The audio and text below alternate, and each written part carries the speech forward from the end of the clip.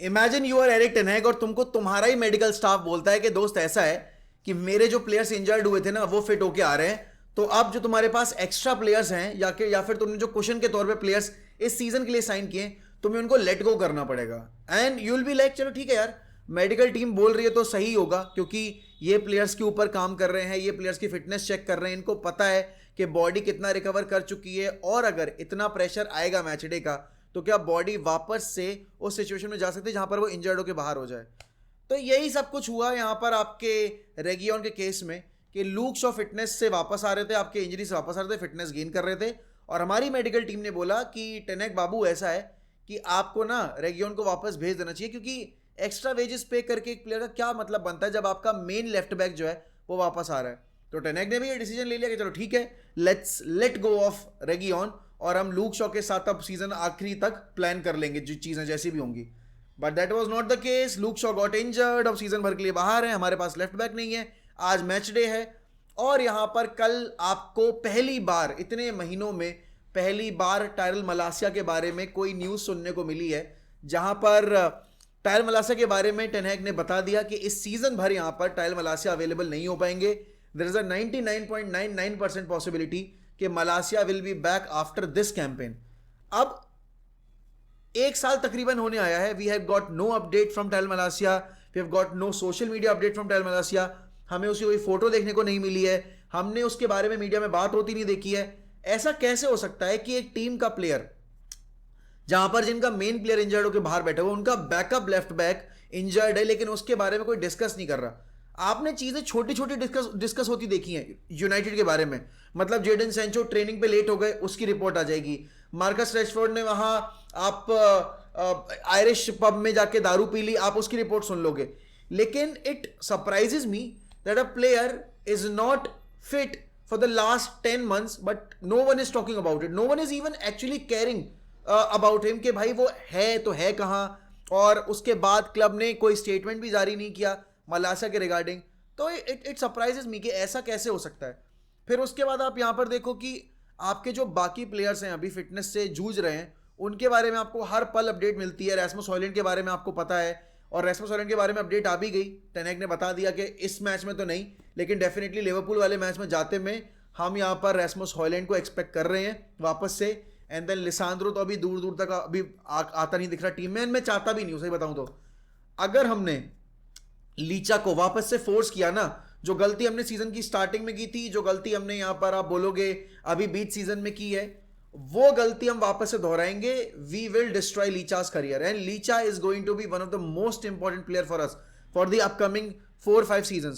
और अगर हम उसको उसके हाईएस्ट फिटनेस लेवल पे खिलाना चाहते हैं, और हम चाहते हैं कि वो हमें पूरे सीजन भर अवेलेबल होकर दे, तो यहां पर आपको एक चीज तो माननी पड़ेगी दैट लीचा को बहुत प्रोटेक्ट करने की जरूरत है। इतना एवरी नाउ एंड देन जो इंजर्ड हो रहा है उससे हम अपनी हेल्प नहीं कर रहे किसी भी तौर पे। तो आई होप कि यहाँ पर लीचा के साथ हम यहाँ एक ऐसी प्लानिंग करें कि भाई उसको एक सर्टेन वे में इनहेरिट करना है वापस से टीम में जब वो आएगा, और इस सीजन में उसको लेके नहीं आना है। देखो टॉप 4 कंटेंशन में है नहीं आपके पास दूर दूर तक, तो अगर आप टॉप 4 में नहीं जाने वाले हो, why you want to risk your players. FA cup में जितना आगे जाओगे चलो ठीक है, आपकी प्रोबेबिलिटी बढ़ जाएगी जीतने की, but you have to face Liverpool. अगर आप लिवरपूल से जीत कर अगले राउंड में चले गए तो फिर आप इसी टीम के साथ अगले राउंड में भी जीत सकते हो ना। और सबसे इंपॉर्टेंट चीज जो कल हमने देखी है न्यूज रिपोर्ट्स के तौर पे, वो है रिगार्डिंग ओल्ड ट्रैफर्ड। अब मैं आपको स्टेटमेंट पढ़ के सुना देता हूं जो ओल्ड ट्रैफर्ड के रिगार्डिंग स्टेटमेंट आया है। तो सबसे पहला जो स्टेटमेंट था यहां पर, MUFC have announced the Old Trafford regeneration task force to assess the feasibility of a new stadium chaired by Lord Coe and also involving Gary Neville. अब 1910 से हमारी जितनी भी हिस्ट्री रही है सारी की सारी ओल्ड ट्रैफर्ड पे रही है।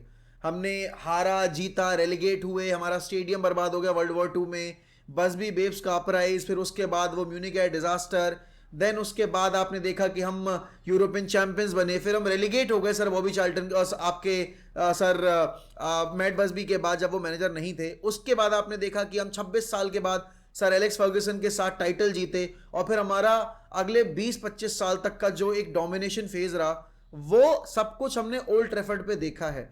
Now old Trafford is not just a stadium, it's an emotion.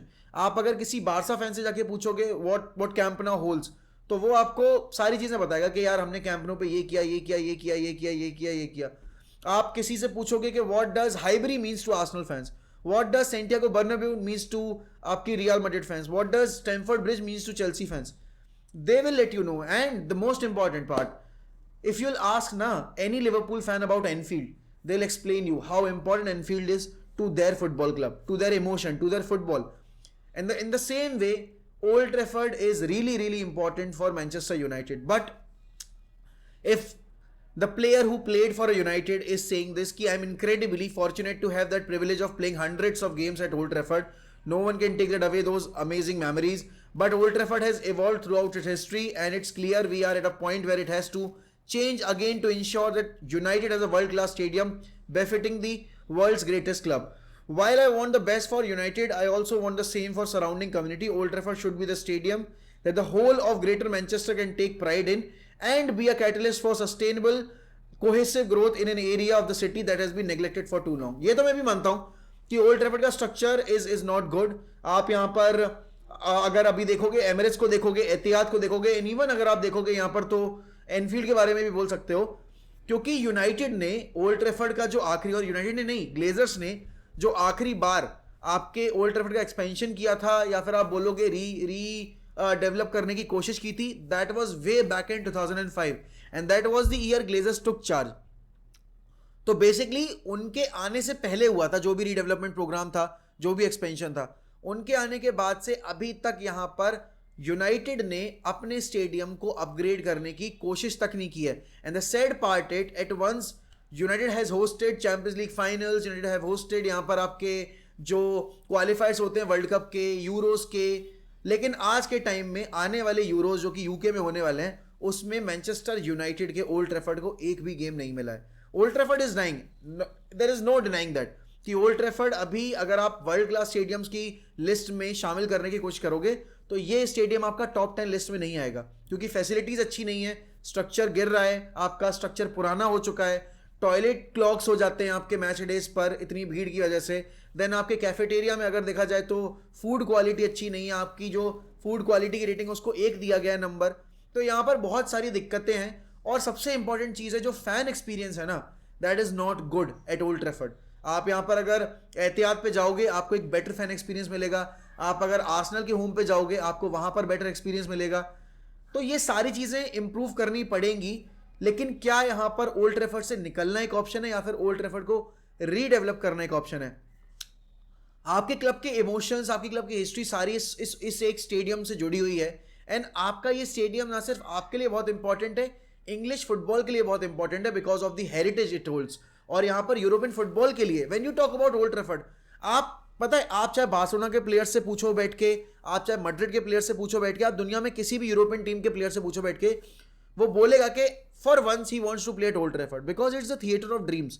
ठीक है, यूनाइटेड की हालत चाहे जैसी हो, बट एनफील्ड, आपके कैंप नो, आपके Santiago Bernabeu, Old Trafford, San Siro, ये ऐसे स्टेडियम्स हैं जो हेरिटेज होल्ड करते हैं, जो इमोशंस होल्ड करते हैं, जो एक certain level of magnitude hold करते हैं. और वो अभी इस वक्त पर अगर हम यहाँ से मूव करने का डिसीजन लेते हैं तो एक चीज़ करनी पड़ेगी कि इस साल ओल्ड ट्रैफर्ड जाना पड़ेगा दोस्त, क्योंकि ओल्ड ट्रैफर्ड अगर गिरने वाला है या फिर ओल्ड ट्रैफर्ड से यूनाइटेड मूव आउट करने वाली है, उससे पहले एक ओल्ड ट्रैफर्ड की ट्रिप जानी बनती है, क्योंकि फिर पता नहीं कब मौका मिले और नए स्टेडियम में सेम फीलिंग, सेम गूज बम्पिश फीलिंग आपको नहीं मिलेगी. क्योंकि देखो अभी एमिरेट्स पे हो सकता है आर्सेनल अपनी पहली प्रीमियर लीग ट्रॉफी जीत जाए, लेकिन आज भी अगर आप आर्सेनल फैन से पूछोगे ना what does Highbury means to them, तो they can write thesis on हाइबरी.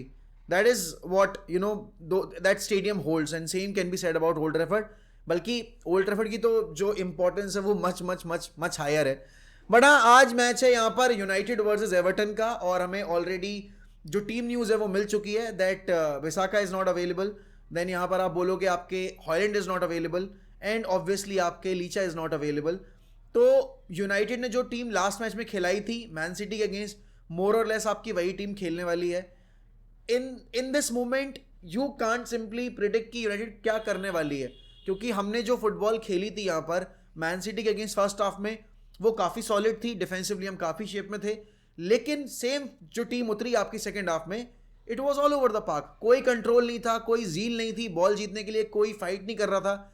And अब अगर एवर्टन की सिचुएशन देखी जाए, क्योंकि उनको यहां पर कुशन मिल गया तो वो अब रेलीगेशन जोन से बाहर आ गए हैं भाई, अब उनके ऊपर ना वो प्रेशर नहीं है कि उनको सर्वाइव करना है, क्योंकि वो सर्वाइव कर जाएंगे। शॉन डाइश ने एवर्टन को सर्वाइव करवा दिया। तो इस वक्त पे अगर एवर्टन की टीम यहां पर हमारे अगेंस्ट कोई सेट पीस वगैरह कन्वर्ट कर देगी तो आई डोंट थिंक यूनाइटेड की ये टीम कम बैक कर पाएगी, क्योंकि इनका मोराल अभी ऑल टाइम लो पे है। और इसमें आप मैनेजर को ब्लेम नहीं कर सकते। देखो अब एक मैनेजर है जिसके पास प्लेयर्स ही नहीं है, Hojlund injured, Licha injured, Luke Shaw injured, backup भी लूक शॉ का इंजर्ड, माउंट इंजर्ड, देन आप बोलोगे यहाँ पर आपका अमाद इतने टाइम तक इंजर्ड होकर बाहर बैठा रहा, उसके बाद मलास आपका मार्शल इंजर्ड है, वैन बिसाका इंजर्ड है, हैरी मैग्वायर इंजर्ड है। तो एक ऐसी टीम जिसके पास अपनी प्लेइंग 11 खिलाने के लिए अपने मेन प्लेयर्स अवेलेबल नहीं है, वो टीम क्या ही कर लेगी, राइट। बट अगर हम अगली साल में यूरोपा खेलना चाहते हैं, अगर हम अगली साल में जाते में साइनिंग्स करना चाहते हैं, और लेट्स से कि अगर हम यहाँ पर टेन हैग से मूव ऑन भी करना चाहते हैं, तो भी हमें सीजन की जो बेसिकली एंड है वो एक हायर नोट पे करनी पड़ेगी। अब कल जो रिपोर्ट्स आई हैं मार्कस रैशफोर्ड के रिगार्डिंग, और ये बेन जेकब्स की रिपोर्ट है, ये मैं अपने एंड से बना के नहीं बोल रहा, बेन जेकब्स ये रिपोर्ट कर रहे हैं कि अभी रैशफोर्ड का कोई मन नहीं है यूनाइटेड छोड़ने का, वो पीएसजी के बारे में सोच नहीं रहे हैं, एंड ही इज वेटिंग कि यहाँ पर सर जिम रैटक्लिफ का क्या डिसीजन होगा टेन हैग के रिगार्डिंग। आप मुझे अब ये बताओ कि अगर मार्कस रैशफोर्ड ये चाहते हैं कि टेन हैग को जाना पड़े, और टेन हैग के जाने के बाद he'll once again start performing, ये किस तरीके से सेंस बना रहा है, क्योंकि यही सेम प्लेयर था जिसने मोरिनियो के टाइम पर भी यही हरकतें की थी, यही सेम प्लेयर था जिसने ओले के टाइम पे भी यही सेम हरकतें की थी। The guy has got no emotions whatsoever. इस बंदे ने डेविड डेया के लिए चैट जीपीटी से उठा के कैप्शन कॉपी करके डाल दिया था, और उसने इतना भी नहीं ध्यान दिया कि वो यहाँ पर उस स्टेटमेंट में ये देख नहीं रहा है कि मतलब copied from GPT, chat GPT, मतलब उसमें लिखा था कैप्शन सजेशन। तो एक ऐसा प्लेयर जिसके अंदर कोई फीलिंग नहीं है, वो भाई साहब आपके क्लब के लिए क्या ही करेगा। अभी डार्बी हारने के बाद अगर वो पोस्ट डाल रहा है अपने रिगार्डिंग, तो definitely doesn't care about the club. आप चाहे जितनी भी उसके बारे में बात कर लो कि वो अकेडमी ग्रेजुएट है, ये है वो है, अगर अकेडमी ग्रेजुएट की बात आती है ना, तो आपको वो आंखों में दिखता है। स्कॉट मैकटोमने चाहे जितना भी कूड़ा प्लेयर हो, but Scott McTominay really cares about the club.